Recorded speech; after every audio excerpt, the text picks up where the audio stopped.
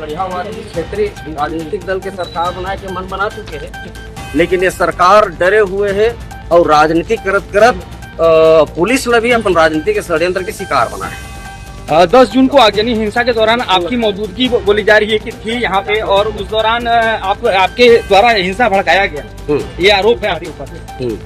क्या कहेंगे इस पे? वो दिन मोर पत्नी के नाम के भूया के रजिस्ट्री से वो दिन में आ रहे और लड़का मन के संग में आ रहे हैं। मोर दोनों लड़का नान नान है, एक 14 साल के है, एक 12 साल के है, 11 साल के है।